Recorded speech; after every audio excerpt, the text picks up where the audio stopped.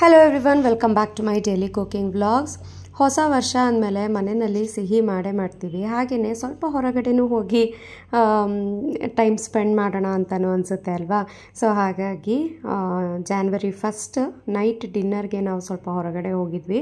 ಯಾವಾಗಲೂ ಹೋಟೆಲ್ಗೆ ಹೋಗಿ ಬೇಜಾರಾಗಿ ಇವತ್ತು ಸ್ವಲ್ಪ ನಾನು ಅಂದ್ಕೊಂಡೆ ಸಕಲೇಶಪುರ ಸೈಡು ಶಿವಸೂರ್ಯ ಅನ್ನೋದು ಹೋಗೋಣ, ರೆಸ್ಟೋರೆಂಟು ಅದು ಚೆನ್ನಾಗಿದೆ. ಅದಕ್ಕೊಂದು 2-3 ಸಲ ಹೋಗಿದ್ವಿ. ಪ್ರದೀಪ್ ಅದಕ್ಕೊಂದು 2-3 ಸಲ ಹೋಗಿದ್ದೀವಲ್ಲ, ಬೇಡ ಇಲ್ಲಿ ಆರ್ಯ ಮ್ಯಾನ್ಷನ್ಗೆ ಹೋಗಿ ಬರೋಣ ಬಾ ಅಂತ ಅಂದ್ಬಿಟ್ಟು ಇಲ್ಲಿ ಆರ್ಯ ಮ್ಯಾನ್ಷನ್ಗೆ ಬಂದಿದ್ದೀವಿ ನಾವು. ಇದಕ್ಕೆ ನಾನು ಬರ್ತಾ ಇರೋದು ಫಸ್ಟ್ ಟೈಮು. ಇದು ಆಲ್ಮೋಸ್ಟ್ ಒಂದು 2 ವರ್ಷ ಆಗಿದೆ ಅನಿಸುತ್ತೆ ಓಪನ್ ಆಗಿ. ತುಂಬ ದೊಡ್ಡದಾಗಿದೆ, ಸ್ಪೇಷಿಯಸ್ ಆಗಿದೆ. ಮೇಲುಗಡೆ ಎಲ್ಲ ಪಬ್ ಇದೆ, ಬಟ್ ಅದರ ತುಂಬ ಸೌಂಡು. ನಾವು ಕೆಳಗೆ ರೆಸ್ಟೋರೆಂಟಲ್ಲಿ ಕೂತಿದ್ದಾಗಲೇ ಆ ಸೌಂಡು ತುಂಬಾ ಕೇಳಿಸ್ತಾ ಇತ್ತು. ಇಲ್ಲಿ ಮೇಲೆ ಹೋಗೋಣ ಅಂತ ಅಂದರೆ ಆ ಸೌಂಡಿಗೆ ನನಗೆ ತಲೆನೋವು ಬಂದಂಗೆ ಆಗಿಬಿಡುತ್ತೆ ಅಂದ್ಬಿಟ್ಟು ಬೇಡ, ಕೆಳಗಡೆನೇ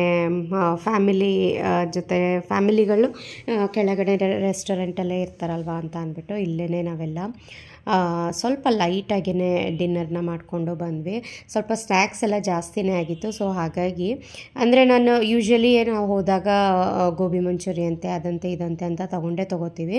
ಸೊ ಈ ಸಲ ಅದೆಲ್ಲ ಬೇಡ ಅಂತ ಅಂದ್ಬಿಟ್ಟು ಸ್ವಲ್ಪ ಹೊಸ ಸ್ನ್ಯಾಕ್ಸು ಎಲ್ಲನೂ ಟ್ರೈ ಮಾಡಿದ್ವಿ. ತುಂಬಾ ಚೆನ್ನಾಗಿತ್ತು ಟೇಸ್ಟ್ ವೈಸೂ ಅಷ್ಟೇ. ಹಿತೈಷ್ ಯಾಕೋ ಈ ಸಲ ಚಿಕನ್ ಐಟಮ್ಸ್ ಎಲ್ಲ ಏನು ಟ್ರೈ ಮಾಡಲೇ ಇಲ್ಲ. ನಾವೂ ಸಹ ಸಾಕು ಬಿಡು ಅಂತ ಅಂದ್ಬಿಟ್ಟು ಲೈಟಾಗಿ ಡಿನ್ನರ್ನ ಮುಗಿಸ್ಕೊಂಡು ಮನೆಗೆ ಬಂದಿದ್ದಾಯಿತು. ಸ್ವಲ್ಪ ಲೇಟೇ ಆಯಿತು. ಸೊ ಹಾಗಾಗಿ ಸ್ವಲ್ಪ ಕ್ಲಿಪ್ಪಿಂಗ್ಸ್ನ ಆ್ಯಡ್ ಮಾಡಿದ್ದೀನಿ. ಇದು ಹೊರಗಡೆ ವ್ಯೂ, ಆರ್ಯ ಮ್ಯಾನ್ಷನ್ ಹೊಳೆನರಸೀಪುರ ರೋಡಲ್ಲಿರೋದು. ತುಂಬಾ ಚೆನ್ನಾಗಿದೆ ಆ್ಯಂಡ್ ತುಂಬ ದೊಡ್ಡದು ರೆಸ್ಟೋರೆಂಟ್ ಅಥವಾ ಹೋಟೆಲ್ ಅಂತಲೇ ಹೇಳ್ಬೋದು. ಇದು ಮೇಲ್ಗಡೆ ನೋಡ್ತಾ ಇದ್ದೀರಲ್ಲ, ಅಲ್ಲಿ ಮೇಲ್ಗಡೆ 3rd ಫ್ಲೋರ್ ಮೇಲೆ ಅಲ್ಲಿ ಪಬ್ ಇರೋದು. ಅದೂ ಅಷ್ಟೇ ತುಂಬಾ ಚೆನ್ನಾಗಿದೆ. ಹೇಳಿದ್ನಲ್ಲ, ಸೌಂಡು ಸ್ವಲ್ಪ ಜಾಸ್ತಿ. ಈ ಯೂತ್ ಏನಾದರೂ ಹೋಗಿದ್ರೆ ಫ್ರೆಂಡ್ಸ್ ಜೊತೆ ಅಲ್ಲಿ ನೀವು ಟೈಮ್ನ ಸ್ಪೆಂಡ್ ಮಾಡ್ಬೋದು. ಫ್ಯಾಮಿಲಿ ಜೊತೆ ಅಂತ ಅಂದರೆ ತುಂಬ ತಲೆನೋವು ಬಂದಂಗೆ ಆಗುತ್ತೆ ಆ ಮ್ಯೂಸಿಕ್ಗೆ. ಎಲ್ಲ ಮುಗಿಸ್ಕೊಂಡು ಬಂದು next day morning as usual routine start ಆಗುತ್ತೆ. ಇವತ್ತಿಂದ ಹಿತೈಷ್ಗೂ ಸಹ ಸ್ಕೂಲ್ ಸ್ಟಾರ್ಟ್ ಆಗ್ತಾಯಿದೆ. ಸೊ ಸ್ಕೂಲ್ ಸ್ಟಾರ್ಟ್ ಆಯಿತು ಅಂದರೆ ಅರ್ಲಿ ಮಾರ್ನಿಂಗ್ ಎದ್ದೇಳಲೇಬೇಕು. ಸೊ ಬೆಳಗ್ಗೆ ಬೇಗ ಎದ್ದು ವರ್ಕೌಟಿಗೆ ಬೇರೆ ಹೋಗಬೇಕಲ್ವ, ಸೈಕ್ಲಿಂಗ್ಗೆ. ಸೊ ಹಾಗಾಗಿ ಅದನ್ನೆಲ್ಲ ಮುಗಿಸ್ಕೊಂಡು ಬಂದು ಇಲ್ಲಿ ನಾನು ಅವನಿಗೆ ತಿಂಡಿ ಪ್ರಿಪೇರ್ ಮಾಡ್ತಾಯಿದ್ದೀನಿ. ಇವತ್ತು ತಿಂಡಿಗೆ ಅಕ್ಕಿ ಮಸಾಲೆ ರೊಟ್ಟಿ, ಸ್ವಲ್ಪ ಪಾಲಕ್ ಸೊಪ್ಪನ್ನು ಹಾಕಿ. ಅಕ್ಕಿ ಮಸಾಲೆ ರೊಟ್ಟಿ ತುಂಬ ವಿಧಾನದಲ್ಲಿ ಮಾಡ್ಬೋದು. ಬರೀ ಈರುಳ್ಳಿ, ಕೊತ್ತಂಬರಿ ಸೊಪ್ಪು, ಸ್ವಲ್ಪ ಪಾಲಕ್ ಸೊಪ್ಪು, ಹಸಿರು ಮೆಣಸಿನ್ಕಾಯಿ, ಜೀರಿಗೆ, ಉಪ್ಪು ಮತ್ತು ಬಿಸಿ ನೀರು ಇವಿಷ್ಟನ್ನ ಹಾಕಿ ಕಲಿಸ್ಕೊತಾ ಇದ್ದೀನಿ.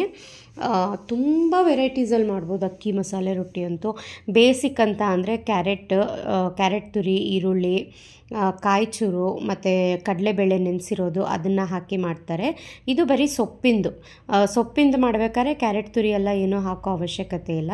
ಜಸ್ಟ್ ಈ ರೀತಿ ಸ್ವಲ್ಪ ತೆಳುವಾಗಿ ಕಲಿಸ್ಕೊಂಡು ಡೈರೆಕ್ಟಾಗಿ ತವಾದಲ್ಲಿ ತಟ್ಟಿ ಬೇಯಿಸೋ ಅಂಥದ್ದು ಇದು ರೊಟ್ಟಿ. ನೋಡಿ, ತವಾನ ಒಂದು 2 ರೊಟ್ಟಿ ತವ ಇಟ್ಕೊಂಡಿದ್ದೀನಿ ನಾನು.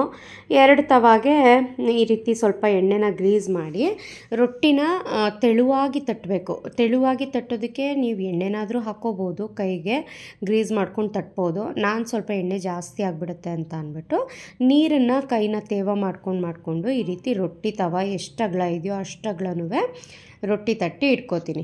ಈ ತಟ್ಟಿರೋವಂಥ ತವಾನ ಬಿಸಿಗಿಟ್ಟು ಅದು ಬಿಸಿ ಆಗೋಷ್ಟರಲ್ಲಿ ಇನ್ನೊಂದು ತವಾದಲ್ಲೂ ಅದೇ ರೀತಿ ನಾನು ರೊಟ್ಟಿನ ಬೇಯಿಸ್ಕೊತೀನಿ. ಸೊ 1 by 1 ನೀಟಾಗಿ ಚೆನ್ನಾಗಿ ಆಗುತ್ತೆ. ಆವಾಗ ತುಂಬಾ ತೆಳುವಾಗಿ ತುಂಬಾ ಚೆನ್ನಾಗಿ ಬರುತ್ತೆ. ಒಂದೇ ಒಂದು ಸೈಡ್ ಬೇಯಿಸಿದ್ರೆ ಸಾಕು, ಏಕೆಂದರೆ ತುಂಬಾ ತೆಳುವಾಗಿ ಮಾಡಿರ್ತೀವಲ್ವ, 2 ಕಡೆ ಬೇಯಿಸಬೇಕು ಅಂತ ಅವಶ್ಯಕತೆ ಇಲ್ಲ. ನೋಡಿ ಎಷ್ಟು ಕ್ರಿಸ್ಪಿಯಾಗಿ ತುಂಬಾ ಚೆನ್ನಾಗಿದೆ. ಆ್ಯಂಡ್ ಪಾಲಕ್ ಸೊಪ್ಪು ಅಷ್ಟೇ ತುಂಬಾ ಆರೋಗ್ಯಕ್ಕೆ ಒಳ್ಳೆಯದು ಅಲ್ವಾ. ಆವಾಗವಾಗ ಯೂಸ್ ಮಾಡ್ತಾಯಿದ್ರೆ ಚೆನ್ನಾಗಿ ಅನಿಸುತ್ತೆ. ಕಲರ್ಫುಲ್ಲಾಗಿ ಕಾಣುತ್ತೆ, ಗರ್ಗರಿಯಾಗಿರುತ್ತೆ. ಇಷ್ಟು ತೆಳುವಾಗಿ ಗರ್ಗರಿಯಾಗಿ ಮಸಾಲೆ ರೊಟ್ಟಿನ ಮಾಡಿಕೊಟ್ರೆ ಯಾವ ಮಕ್ಕಳೂ ಬೇಡ ಅಂತ ಅನ್ನಲ್ಲ, ಎಲ್ಲ ತರಕಾರಿನೂ ಸಹ ತಿಂತಾರೆ. ವಾರದಲ್ಲಿ ಒಂದು 4 ಸಲ ಅಥವಾ 3 ಸಲ ನಮ್ಮ ಮನೆಯಲ್ಲಿ ರೊಟ್ಟಿ ಇದ್ದೇ ಇರುತ್ತೆ.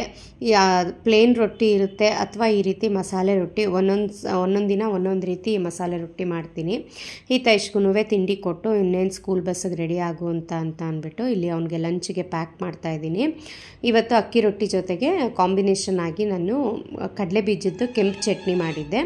ಜೊತೆಗೆ ಅವನಿಗೆ ಸ್ನ್ಯಾಕ್ಸಿಗೆ ಪಪ್ಪಾಯನ ಹಾಕಿ ಫಿಲ್ ಮಾಡ್ತಾಯಿದ್ದೀನಿ. ಡೈಲಿ ಒಂದೊಂದು ಫ್ರೂಟು. ಸ್ಯಾಟರ್ಡೇಸ್ ಮಾತ್ರ ಅವನಿಗೆ ಜಂಕ್ಸ್ ಹಾಕ್ತೀನಿ ನಾನು ಅಷ್ಟೇ. ದಿನ ಜಂಕ್ ಫುಡ್ಡನ್ನು ಹಾಕೋದಿಲ್ಲ.